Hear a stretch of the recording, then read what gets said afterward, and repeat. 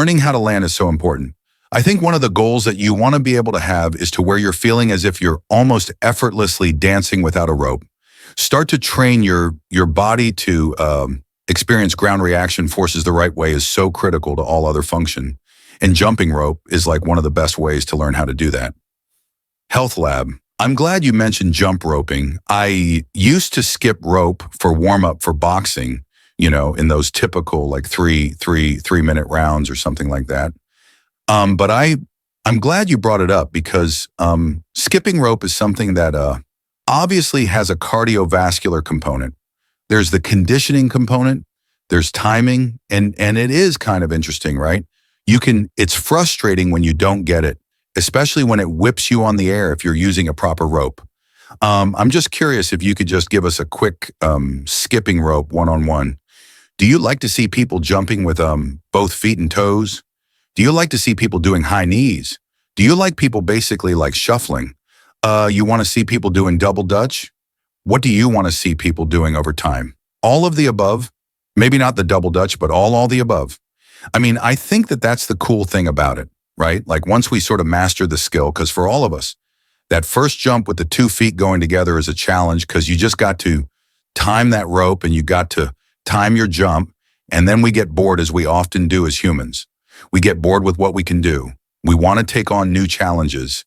So then it becomes one leg at a time, or then it becomes side to side hops, right? And all of those things are beneficial, I believe, neurologically to enhancing the ability to do the skill as a whole, but also just because I'm such a believer in training in all 3 planes.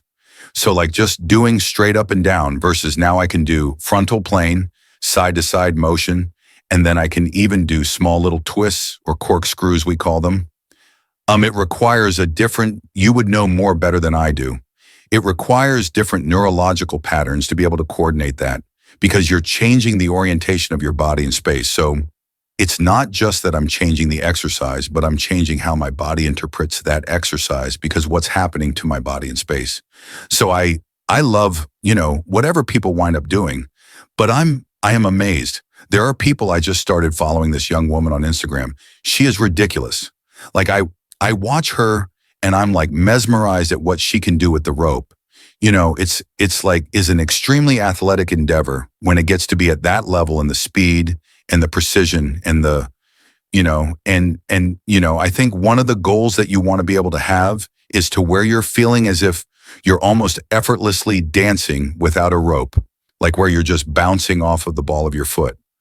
And it's an important skill to learn too.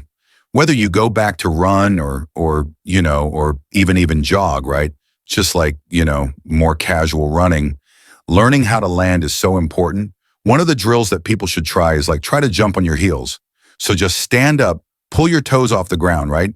And just jump from your heels and land on your heels. You'll feel it in your jaw. You'll literally feel your jaw rattle when you land on your heels. There is no shock absorption capabilities through your heels. Meanwhile, a lot of people land on their heels a lot when they run. And your body's not built to absorb the forces like the ball of your foot could. It's really built as a spring. And the foot to me as a physical therapist, the foot has always been one of the most, you talk about having bad feet. I have flat feet.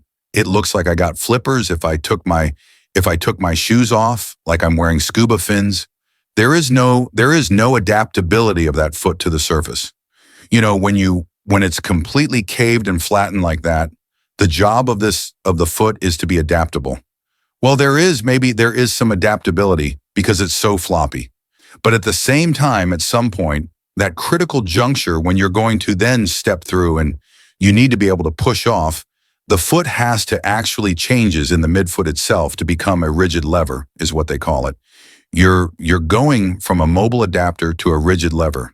That rigid lever literally locks up the mid-arsal joint to become solid so that you can push off of it with leverage. If you lack that capability, all those stresses that are supposed to be borne by the foot go up into the ankle, into the knee, into the hip, into the low back. So learning how to land and start to train your body to experience ground reaction forces the right way.